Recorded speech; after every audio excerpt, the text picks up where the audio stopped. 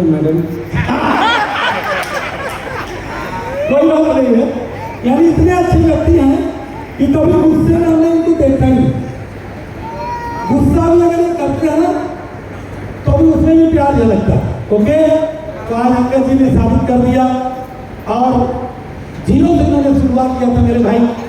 बहुत अच्छी family background बहुत मजबूत नहीं थी, बहुत ऐसा कोई सपोर्टिंग सिस्टम इनके साथ नहीं था, लेकिन विल पावर रहा जिसकी वजह से आज ये स्टार सम्राट बने हैं और आगे बहुत बड़ा टारगेट है। तो इनकी भी जुबानी हम लोग सुनेंगे। एक बार जो बताता हूँ, किसी दादाजी के रील में मैंने सुना था कि जिस पति पत्नी में लड़ाई ना हो उसको प्यार ही नहीं लगता। तो हमें नहीं लगता कि ऐसा कोई इंसान बैठा हो जिसमें लड़ाई ना हुई। प्यार सबका बना हुआ है। तो बहुत बहुत धन्यवाद इसके लिए। और साथियों, मेरा पिछले 15 साल से वजन 68 kg है, लेकिन आज मुझे सब हुआ। यार वो मुझे गिधा की तरह ऐसे कर रहे थे, मैं 68 किलो हूँ कि घट गया हूँ। तो फिर मेरे को याद आया कि कहने की यार मेरे डाउन लाइन का लग रहा है कंधा बहुत मजबूत हो चुका है और मुझे वीडियो बनाने वाले ही है। तो मैं धन्यवाद सबसे पहले अपने लाइफ गाइड का दूंगा साथियों। काफी एकजुटता के साथ, बहुत ही तन्मयता के साथ मिशन सितंबर में सभी लोगों ने सहयोग किया। बबलू सर ने एमपी से धूम मचाया, अपने यूपी में दिनेश जी पूजा जी, दिनेश जी सेकेंड, पवन सर, डॉक्टर सुनील जी, मोबिन जी, सूरज जी, दादू सर, रामधरा सर, सभी टेक्निकल एक्सपर्ट ने बहुत दिल खोल करके सहयोग दिया।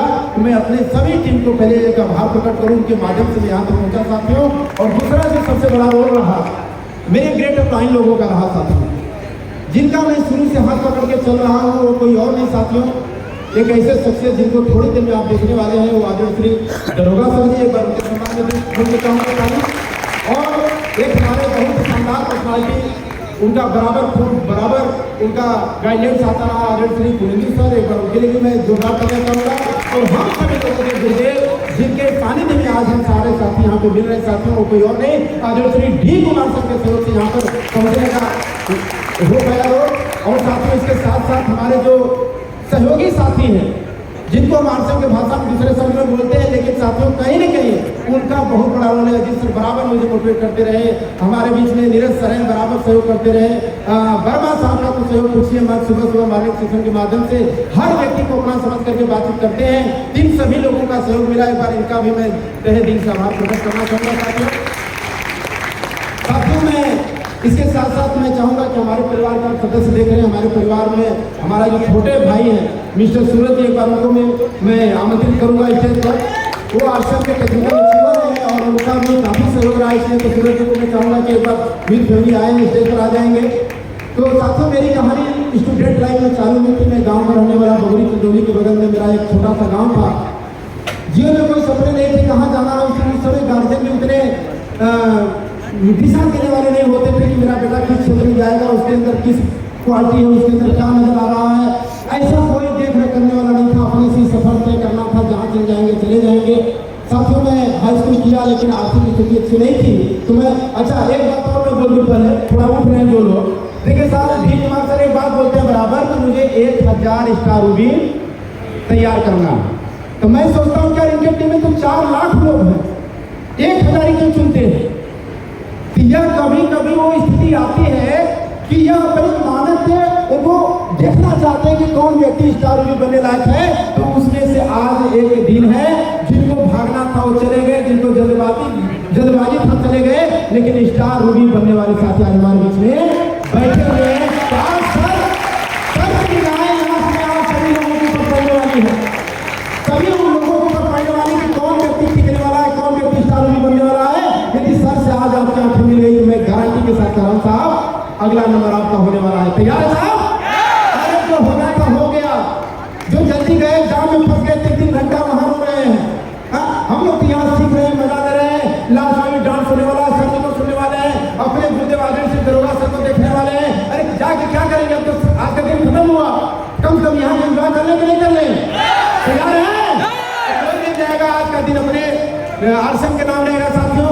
स्टूडेंट लाइफ से मेरी शुरुआत हुई और मैं एक डॉक्टर साहब का कंपाउंडर हो गया चंदौली फमिया में। मेरे जीजा जी आदरणीय कन्हैयालाल और उनका भी बहुत बड़ा सहयोग रहा है। उनके लिए भी दिल से मैं कहूँगा तालियां साथियों, क्योंकि इसमें जो शुरुआती दिनों में चलने की आवश्यकता पड़ती है, जो आर्थिक खर्च होते हैं, मैं वहाँ से लिया। और कभी भी वो मेरे से नहीं पूछे कि कहाँ जा रहे हैं, कहाँ खर्च कर रहे हैं, कहाँ तेल भरवा रहे हैं, कुछ भी नहीं। मैं वहाँ का मालिक बन के रहा साथियों, लेकिन कभी भी मैं फिजूल खर्ची नहीं किया, कभी भी ऐसे जगहों पे पैसे नहीं खर्च किया। मेरे जेब में हमेशा 20,000 50,000 हमेशा रहता था, लेकिन मेरा नहीं होता था, उनका होता था। लेकिन साथियों मैं बहुत वफादारी से उस चीज़ को निभाया, उनका बहुत बड़ा रोल रहा। उसी दौरान मेरे को एक अपरिचित व्यक्ति के माध्यम से साथियों आश्रय मिला, और जब आश्रय मिला तो मेरे को बोलने, बतियाने, खड़ा होने, खड़ी भाषा में बोलने, अंदर शूटिंग करने, कोई फैशन कुछ भी मैं नहीं जानता था। मैं यहाँ तक जानता, जैसे लोगों को सुनता था कि मैं बाइक से जा रहा हूँ, मेरे को ये बाइक पसंद है, मेरे को ये कार पसंद है, तो मेरे को लगता था बाइक तो सब एक बराबर होती है,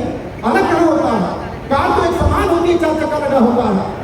मेरे शादी में 800 अल्टो कार थी, मैं बड़ी खुश था, गजब का कार है यार, गजब का कार है, ऐसी अपनी पहचान थी। वहां से मैं आश्रम की शुरुआत किया साथियों। मैं लड़कपन में चालू किया, मेरे को कुछ आता नहीं था, लेकिन मैं अपलाइन का फॉलोअर था। जहां भी बुलाया गया, जो भी मीटिंग, सेमिनार, कैसे कहा गया, मैं उसको मानता चला गया। और साथियों मैं राइटी बन गया 1 साल में, दूसरे साल में मैं टेक्निकल बन गया, मैं जाते जाते मैं टेक्निकल हो चुका था। उसके बाद साथियों मैं इमरान भी 2011 में बन गया, और मैं इमरान तक गया, लेकिन मेरे को पता नहीं कि इमरान कैसे बना जाता है, कितने संघर्ष होते हैं, कितने उतार चढ़ाव होते हैं। मैं इमरान तक सफर तय कर लिया साथियों, लेकिन बाद में पता चला कि धीरे धीरे होता नहीं कि किसी के माध्यम से कोई व्यक्ति आगे बढ़ जाता है तो ईगो आने लग जाता है, यार मेरे वजह से वो चला गया, मैं काम करता हूँ, वो हो गया, ये हो गया। ये मानव स्वभाव है, आता रहता है बीच बीच में साथियों। और धीरे धीरे लोग, मेरे जो सीनियर साथी थे, वो धीरे धीरे दूर होते चले गए और जिम्मेदारी हमारी बढ़ती गई। लेकिन साथियों खुशी की बात यह है कि मुझे उस वक्त उन लोगों ने छोड़ा जिस वक्त मुझे तैरना धीरे धीरे आ चुका था साहब।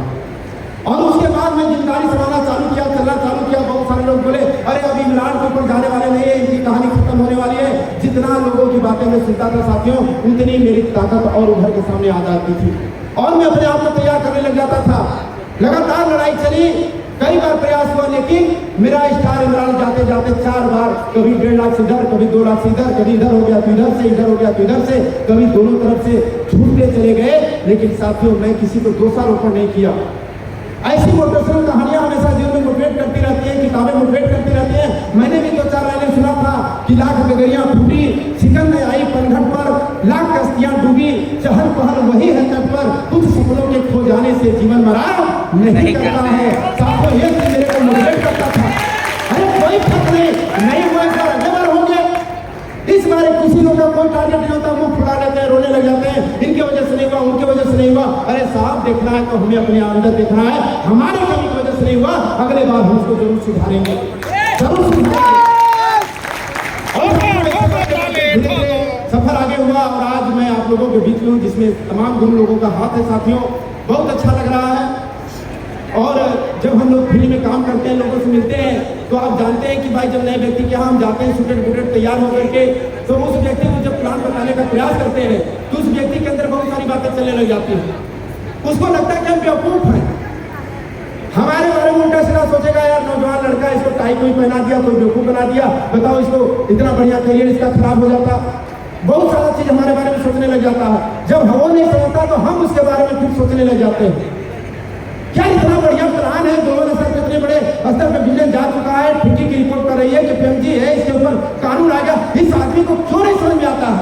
वो हमको बेवकूफ समझता है और हम उसको बेवकूफ समझते हैं।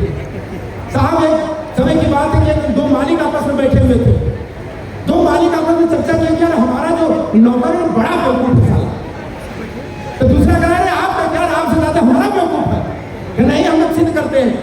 तो पहला वाला मालिक, हाँ रामू जरा ना जी साहब खाते हुए आया, कहा ये ले 10 रुपया का नोट, मार्केट जा और टीवी खरीद के लेके आ। कहा जी साहब अभी गया, लेके निकल गया।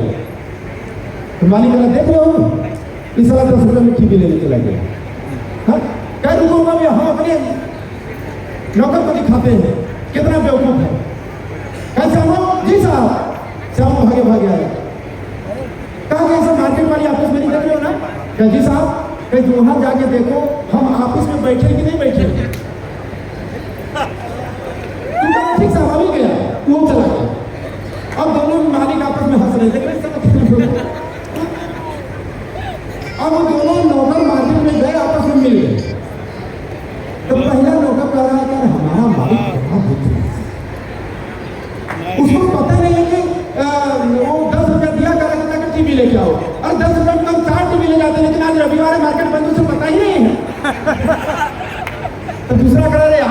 कहा यार हमारा मालिक बड़ा बेवकूफ है। क्या यार हमारा मालिक कह रहा है कि क्या मार्केट वाले आप बैठ के देख आओ तो हम वहाँ बैठने के लिए भी, अरे हमें भेजने की क्या जरूरत है, उनसे फोन कर लिया होता मार दोगे आप क्यों आएंगे।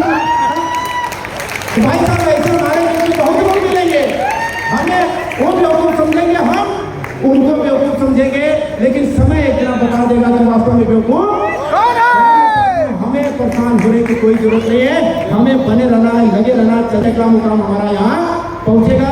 और अंत में साथियों मैं यही कहूँगा कि पैसा हमारे लिए बहुत मायने रखता है।